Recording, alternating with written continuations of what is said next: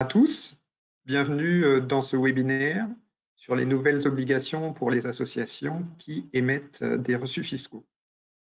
Je suis Yann Hervé, je suis expert comptable et commissaire aux comptes chez Orcom Paris et je m'occupe principalement d'associations, notamment des associations sportives. Alors, dans ce webinaire, on va faire d'abord un panorama des associations. On va revoir les critères qui permettent d'émettre des reçus fiscaux. Et ensuite, on verra les nouvelles obligations, comment y contribuer et les sanctions éventuelles en cas de non-respect.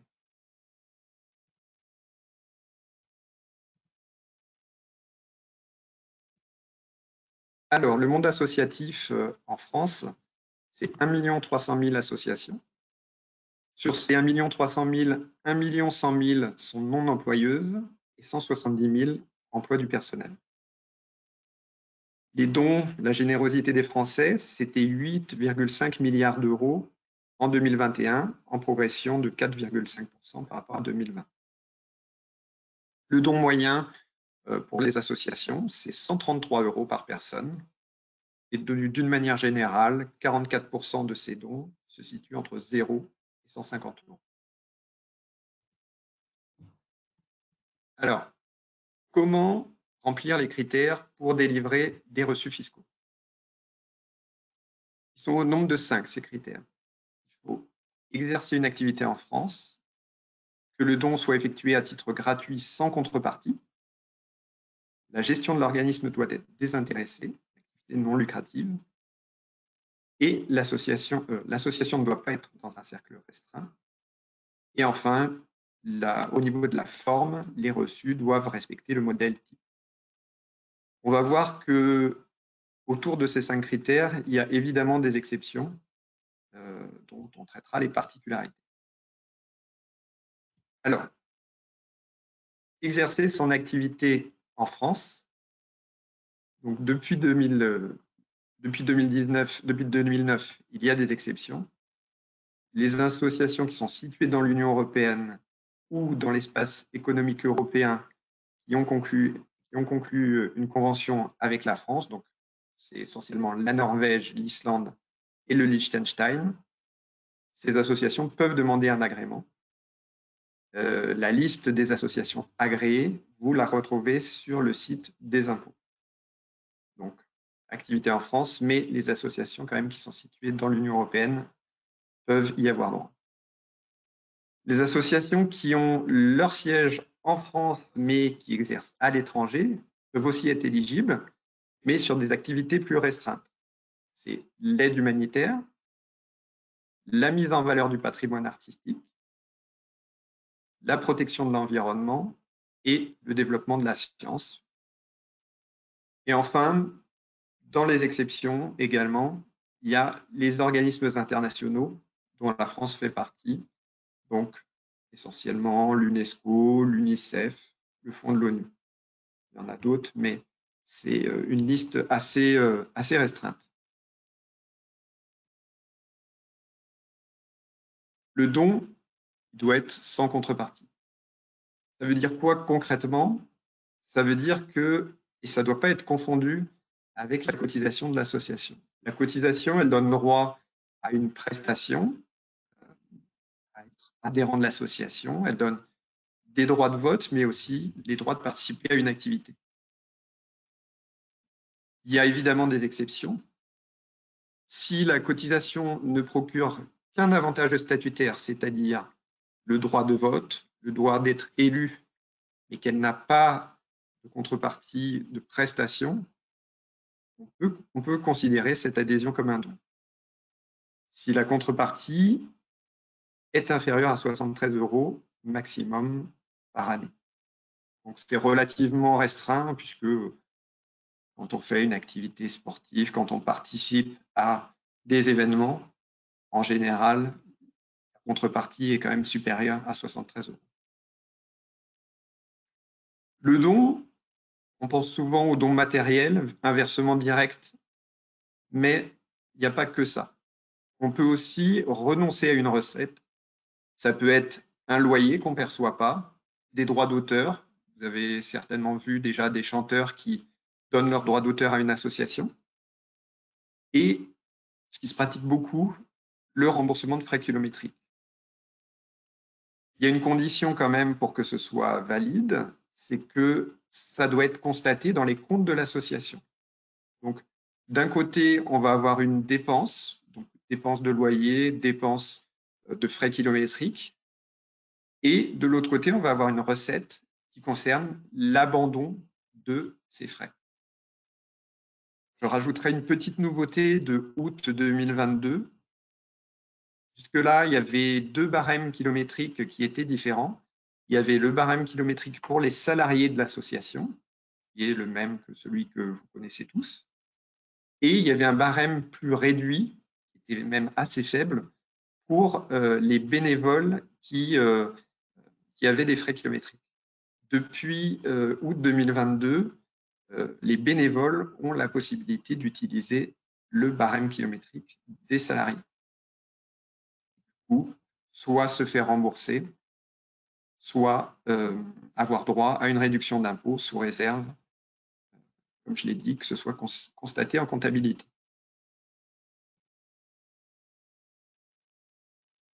La gestion de l'association doit être désintéressée. Alors, gestion désintéressée, c'est 3 conditions cumulatives. L'organisme doit être géré et administré à titre bénévole par des associations n'ayant aucun intérêt dans le résultat de l'exploitation. Par exemple, on a des associations d'avocats qui facturent leurs prestations via cette association et qui ensuite facturent eux-mêmes à titre personnel l'association. Là, même s'il n'y a pas de salaire, on ne peut pas considérer que c'est à titre bénévole puisqu'ils en retirent un bénéfice. Ça n'interdit pas pour autant les dirigeants de percevoir une rémunération sous certaines conditions. La plus connue, c'est qu'un dirigeant peut percevoir un salaire qui ne doit pas dépasser les 3/4 du SMIC, mais pour y avoir droit, il faut quand même qu'il y ait plusieurs conditions, notamment que ce soit inscrit dans les statuts de l'association. Sinon, on n'a pas le droit de le faire. Il ne doit pas y avoir de distribution, que ce soit directe ou indirecte des bénéfices, sous quelque forme que ce soit. On a le droit, contrairement à l'idée reçue, de faire des bénéfices, des excédents dans une association, mais ces bénéfices ne doivent pas être distribués, ils doivent ensuite être affectés à l'exécution du projet associatif et des prestations. Enfin, les membres de l'association et les ayants droit ne doivent pas être déclarés attributaires d'une part quelconque de l'actif sous réserve du droit de report. Concrètement, ça veut dire quoi? Ça veut dire que quand on crée une association, on peut apporter de l'argent, un bien, des choses matérielles, et si on le fait avec droit de reprise des apports, on a le droit de récupérer ces apports une fois que l'association est dissoute. Par contre, on n'a pas le droit de mettre dans les statuts ou à la fin de l'association de recevoir autre chose que ce qui a été apporté.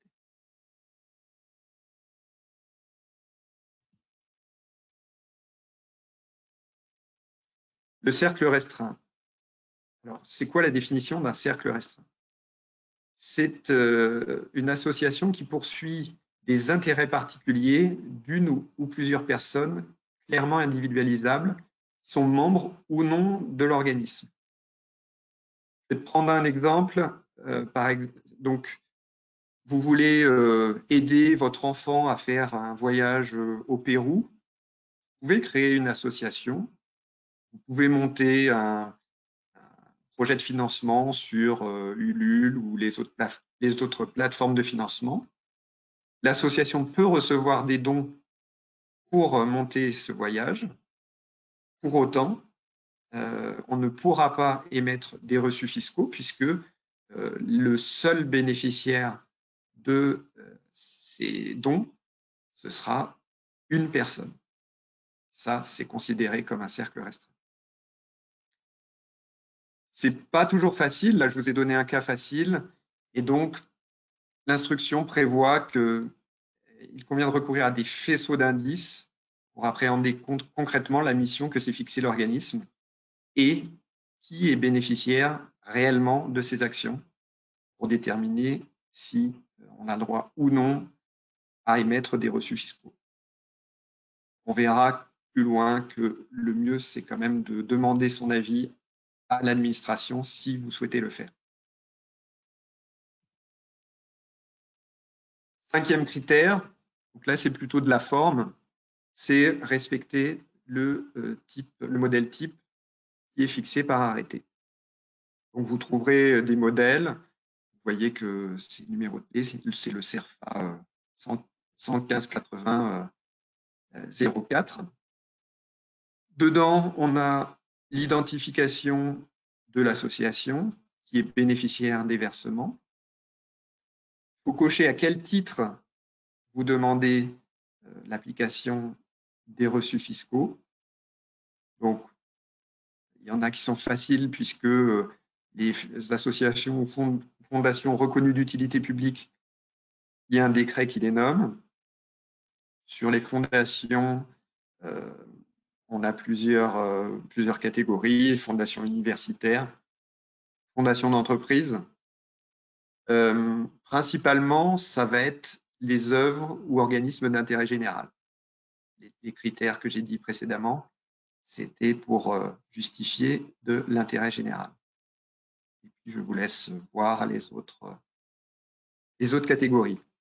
À droite, on a l'identification du donateur, on a la somme qu'elle a versée, la forme du don,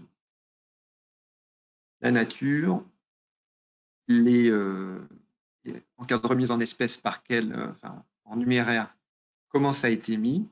Et puis, vous voyez ici qu'on a différentes cases avec des articles du Code général des impôts. La première case, l'article 200, c'est pour les dons qui sont émis par des particuliers. L'article 238 bis, lui, concerne les dons faits par les entreprises. Et le 978, c'est un cas un petit peu particulier, c'est pour ceux qui souhaitent une réduction de leur impôt sur la fortune immobilière.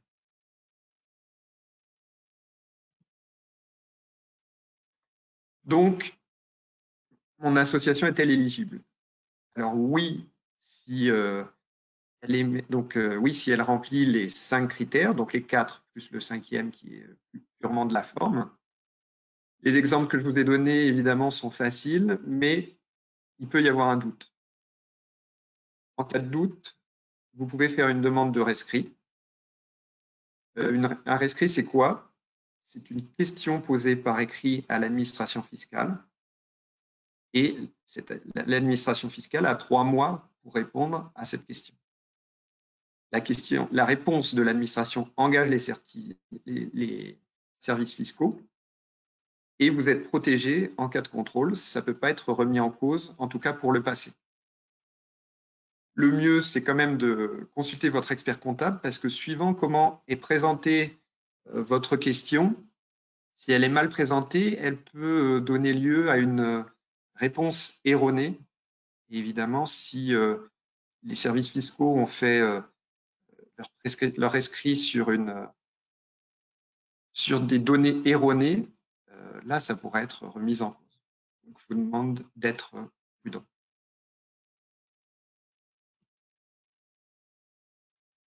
Maintenant qu'on a dit ça, votre association a le droit d'émettre des reçus fiscaux. Quelle est votre obligation? Cette nouvelle obligation, elle a été mise en place en août 2021 par une loi. Désormais, chaque association qui émet des reçus fiscaux doit déclarer pour l'année civile ou pour le dernier exercice, si vous avez des exercices qui ne coïncident pas avec l'année civile, 2 éléments. Le nombre de reçus que vous avez émis et le montant total des dons ayant donné lieu à l'émission d'un reçu fiscal. Concrètement, voilà, les impôts veulent que ça coïncide entre que ce qu'indiquent les particuliers quand ils font leur déclaration d'impôt sur le revenu et votre association, ce qu'elle a émis au cours de la période. La première application de cette loi concerne l'année civile 2021. Alors, c'est un peu bizarre parce que ça a été la loi date d'août et elle est rétroactive par rapport aux reçus émis depuis le 1er janvier 2021. On va voir comment rectifier la situation si ça n'a pas été fait de votre côté un petit peu plus tard. Comment est-ce qu'on déclare cette nouvelle obligation? Alors, il y a 3 cas de figure différents qui sont en fonction de votre situation. Si votre association est fiscalisée, ça veut dire si elle a une partie de son activité qui est commerciale, vous devez remplir tous les ans une déclaration avec des liasses fiscales. La nouvelle partie se situe sur le formulaire 2065 bis SD. Vous avez un nouveau cadre qui est apparu, cadre L, qui concerne les organismes bénéficiaires de dons, avec les 2 cases dont on a parlé, le nombre de reçus et le montant cumulé des dons.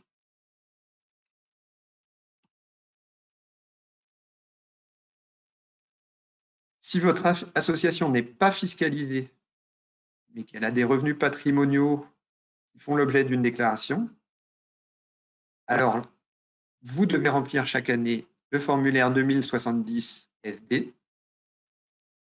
Ce formulaire, c'est là où vous payez l'impôt sur les revenus de capitaux mobiliers. Et vous retrouvez, là encore, les mêmes cases à déclarer.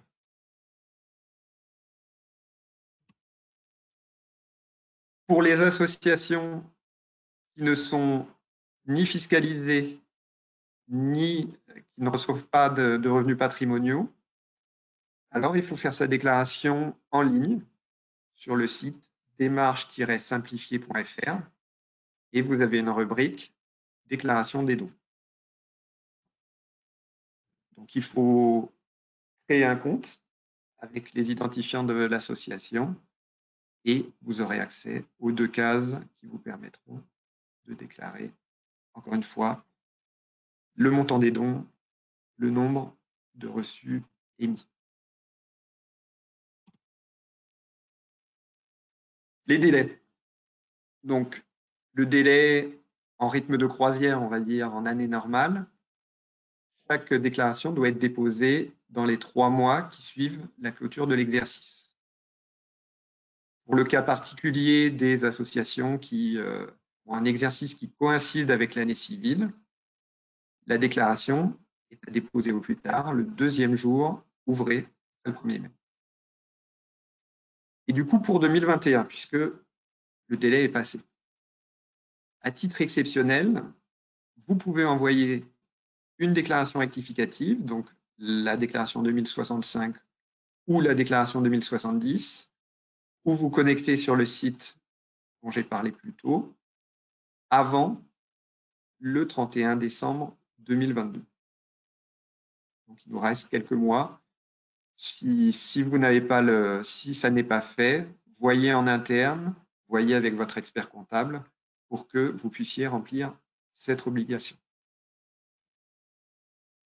Si vous ne le faites pas, qu'est-ce qu'il arrive?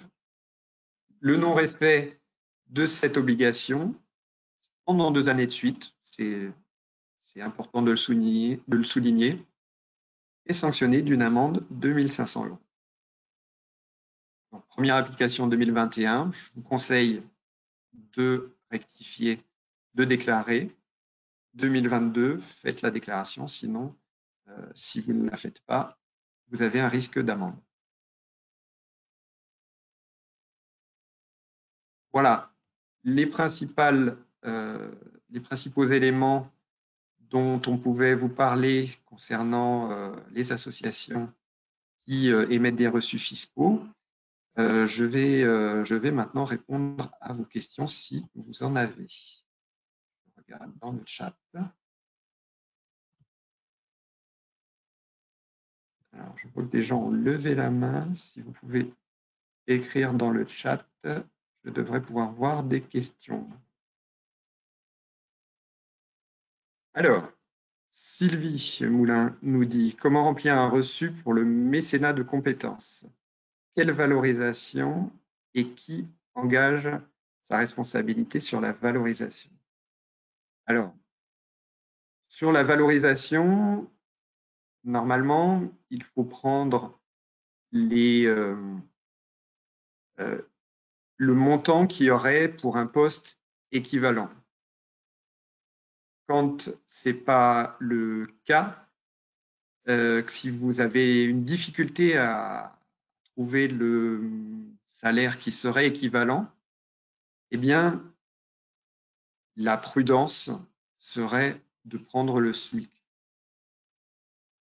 Tout est une question de preuve. Quand vous avez un contrôle, c'est à la personne qui contrôle de justifier que c'est manifestement éloigné de la réalité et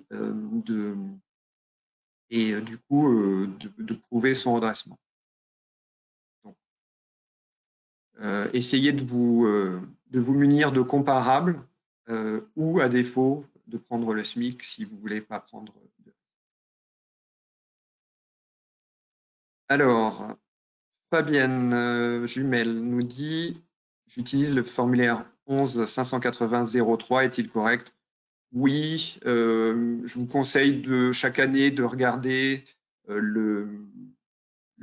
s'il n'y a pas de nouvelle version qui est émise, mais d'une manière générale, quand il n'y a pas beaucoup de changements, le formulaire il est toujours valable. Mario Jobard, donc on a parlé des frais kilométriques bénévoles salariés. À mon sens, le barème était déjà utilisable pour les bénévoles. Non, en fait, il y avait deux barèmes distincts. Le barème classique qui était celui des salariés et le barème des bénévoles qui était beaucoup plus faible. Et bon, depuis août 2022, donc vous êtes dans les clous si vous utilisez le même barème, mais avant, ce n'était pas tout à fait le cas.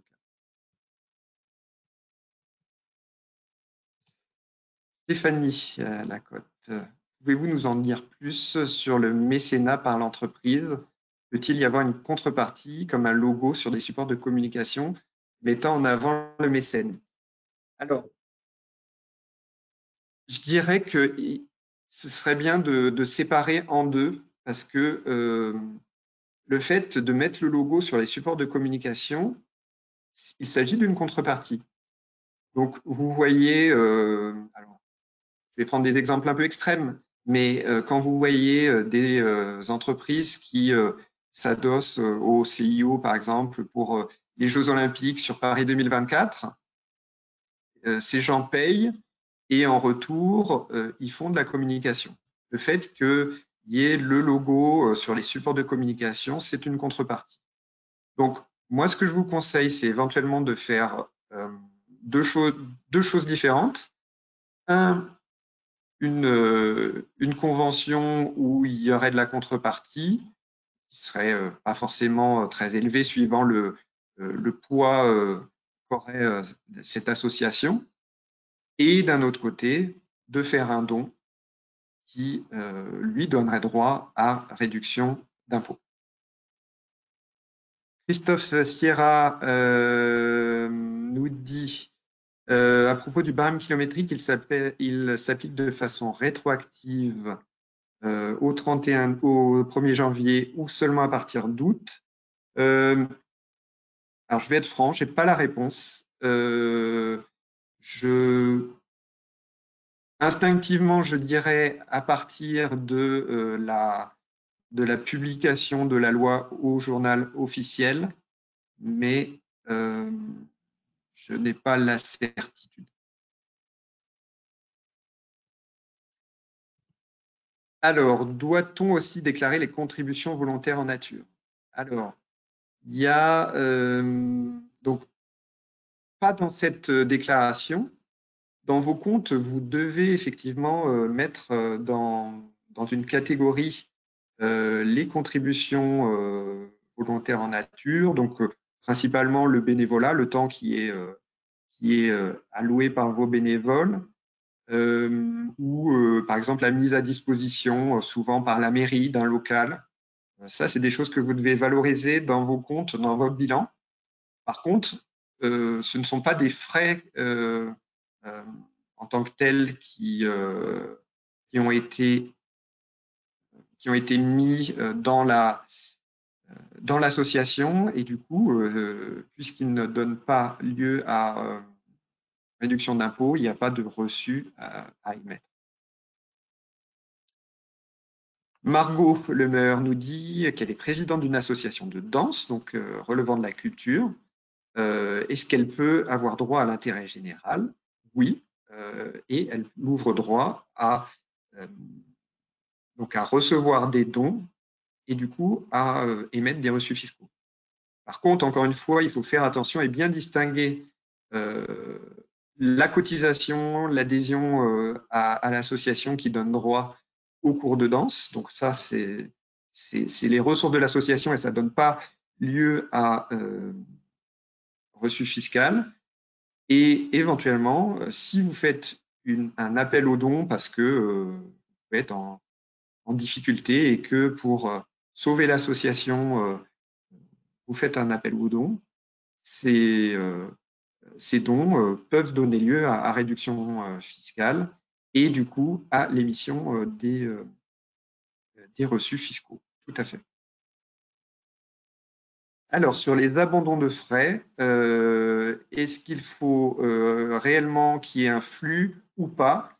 Non, je vous confirme que ce n'est pas obligé qu'il y ait des flux.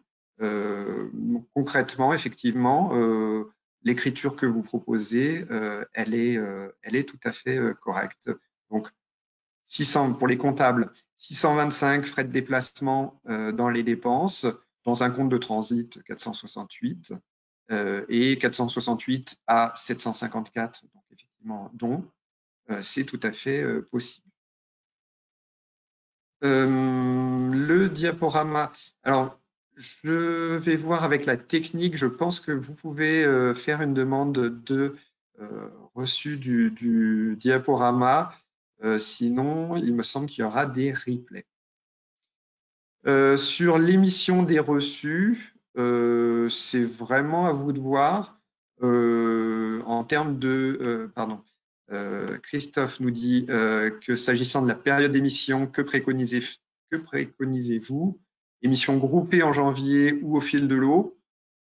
C'est à vous de voir. Néanmoins, le fait de grouper a peut-être l'avantage que vous puissiez faire facilement le compte du nombre de reçus et du montant qui a été fait. À ce sujet, je voudrais vous dire qu'il existe des logiciels pour les associations qui émettent beaucoup de reçus fiscaux. C'est peut-être l'occasion pour certains de vous équiper puisque ça vous permettra de faire un meilleur suivi.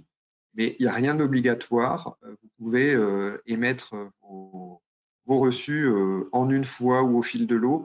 L'important, c'est quand même de les suivre puisque vous allez avoir et de les conserver évidemment une trace, puisque en cas de contrôle, tout ça vous sera demandé. Pourriez-vous nous préciser ce que le reçu fiscal doit comporter? Alors, je vais revenir sur la page qui concerne le modèle. Voilà. Donc, le mieux, c'est que vous preniez le CERFA. Donc, identification de l'association bénéficiaire, voilà, adresse, la dénomination, l'adresse et l'objet social. Une des cases pour dire à quel titre vous demandez l'application de cette réduction d'impôt, et du côté du donateur, son identification et évidemment, comme je l'ai dit tout à l'heure, à quel titre de réduction. Et et effectivement, comment a été versé ce don. Et donc, j'ai ma technique qui me confirme que le diaporama sera adressé à l'ensemble des participants.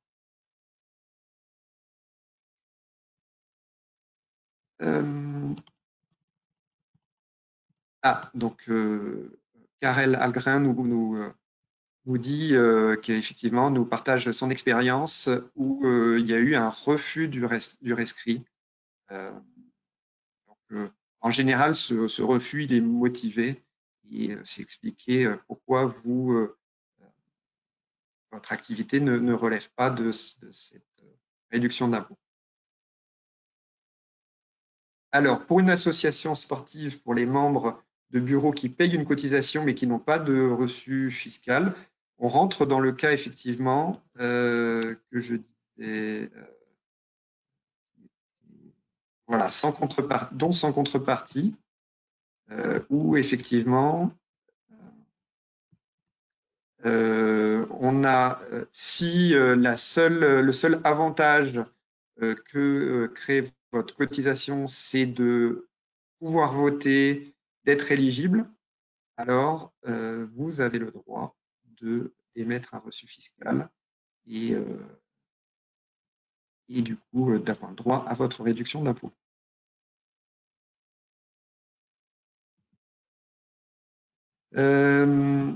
Ensuite,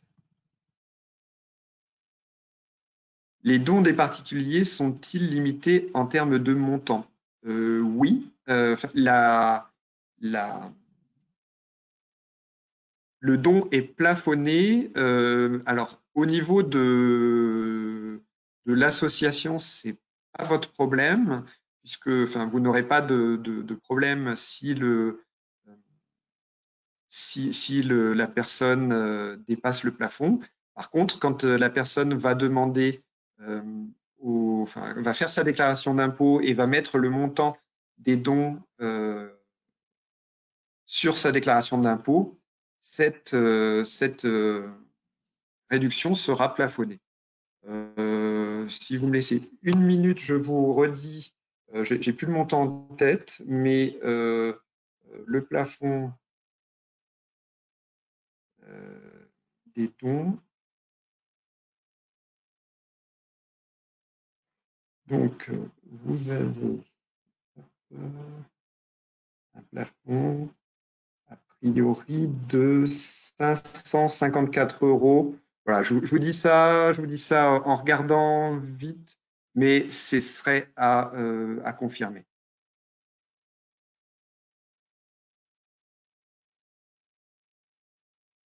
Alors, si une entreprise fait un don, il n'y a plus à remplir le formulaire. Je vais vous faire confiance, mais je regarderai de mon côté. Est-ce qu'il faut remplir la 2065? Oui, tout à fait. C'est ce que j'ai montré dans le cas des. Alors, c'est pas les 3 cumulatifs, hein. C'est un peu en entonnoir. Si vous remplissez, si vous êtes une association qui remplit une déclaration 2065, vous devez le mettre dedans. Dans le cas contraire, sinon, si c'est une 2070, c'est là qu'il faut mettre. Et si vous n'êtes aucun des deux, vous le faites sur le site des démarches simplifiées. Alors, à ce jour, j'ai établi un reçu fiscal pour chaque cotisation annuelle reçue et don perçu. Donc, non, effectivement, la cotisation en elle-même ne donne pas droit à réduction d'impôt. Seule l'exception qu'on a vue pour les gens effectivement qui ne font que siéger ou pour les personnes dont la contrepartie serait inférieure à 73 € par an. Voilà.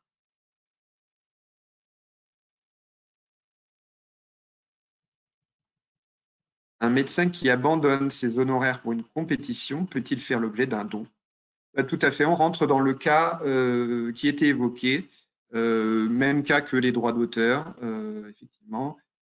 Il vous aurait fait une prestation, il l'a fait à titre gracieux, il a le droit, il a abandonné une recette Et donc, sous réserve, encore une fois, que vous le comptabilisiez bien dans la comptabilité de votre association, c'est tout à fait possible.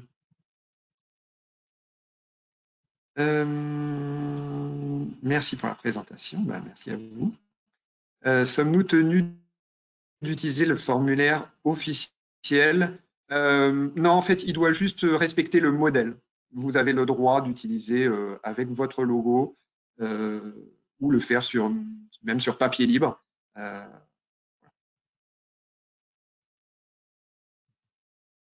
Alors, le nom des logiciels, j'avoue que je ne l'ai pas en tête. Rapprochez-vous de votre expert comptable pour qu'on puisse faire la recherche ensemble. Alors, quand une personne verse une cotisation, un don et un abandon de frais, 3 reçus, alors je vous conseillerais de faire 3 reçus. Encore une fois, cotisation, attention hein, à le faire avec précaution. Sinon, si vous êtes capable, si vous êtes bien ordonné et vous êtes capable de justifier en cas de contrôle, je ne vois pas de problème. Ah si, il y a quand même un problème puisque il faut dans le modèle du formulaire, on vous demande comment a été versée cette prestation. Donc, s'il y en a un que vous avez un don manuel, si je reviens sur le modèle,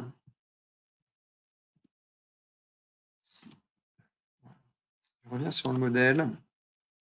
Ici, on nous demande quand c'est un don numéraire, comment est-ce qu'il a été fait. Donc là, il faut faire un reçu pour le don numéraire et effectivement pour l'abandon, ce serait plutôt le autre. Et effectivement, ici, c'est précisé abandon de produits, frais engagés dont il renonce expressément au remboursement. Là aussi, c'est bien d'avoir un petit écrit de la personne qui renonce à sa recette, puisqu'il faut valoriser tout ça.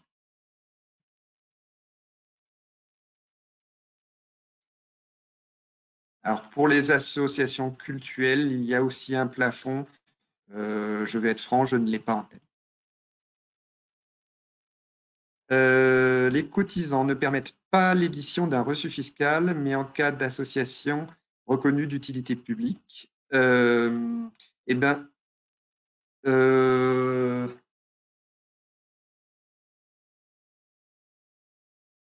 j'avoue que j'ai pas le sujet en tête, mais effectivement, je vous invite à vous rapprocher de votre expert comptable. En cas de don en vin, c'est original. Comment devons-nous valoriser le montant, prix de vente ou prix de revient? Je dirais que c'est le prix public. Si vous avez un prix public et que vous renoncez à ce prix, je vois pas de problème. Attention quand même, effectivement, qu'on soit bien dans le don et qu'il n'y ait pas de contrepartie en face. Par exemple, faire la promotion de votre vin, moi j'estime que c'est quand même une contrepartie. Donc attention. Et puis que ce soit bien dans l'intérêt, dans l'objet de l'association. À propos d'un versement reçu en fin d'année ou en début d'année suivante, est-ce que le reçu est au titre de l'année N ou N+1? Alors là, c'est clair, hein, c'est le moment l'année du versement qui compte. Donc, si le versement est fait le 31 décembre et encaissé par l'association le 31 décembre, il faut évidemment faire un reçu au titre de l'année concernée. Si c'est le 1er janvier, enfin peut-être pas le 1er janvier, mais le 2 janvier, on va dire, à ce moment-là, il faudra faire le reçu au titre de l'année suivante. Dans le modèle, dans la forme du don, qu'entend-on par déclaration de don manuel? Alors, je vais reprendre. Le don manuel, bah, pour moi, c'est le don qui est fait euh, directement. Voilà. Donc là-dessus, c'est le principal. Donc acte authentique, c'est quand c'est fait chez un notaire. Acte sous seing privé, c'est quand il y a il y a vraiment un écrit assez formalisé entre deux parties. Et don manuel, on va être dans le don simple, on va dire.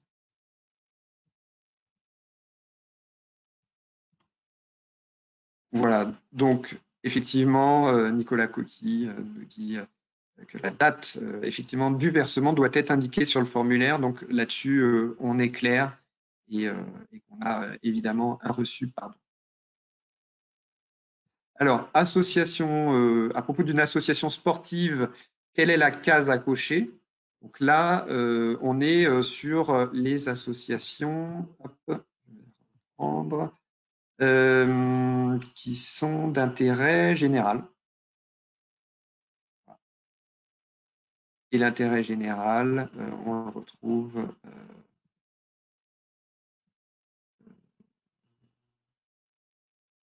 Bah, en fait, l'intérêt général, c'est quand on remplit les critères.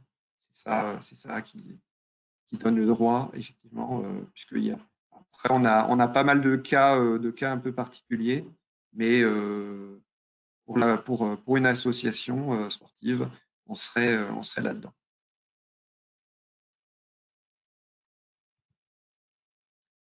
Voilà, je pense qu'on est arrivé au bout des questions. Je vous remercie tous d'avoir participé à ce webinaire. Ah, une petite dernière question alors. Les associations cultuelles, alors il y a une case qui est prévue. Je vais vous la retrouver.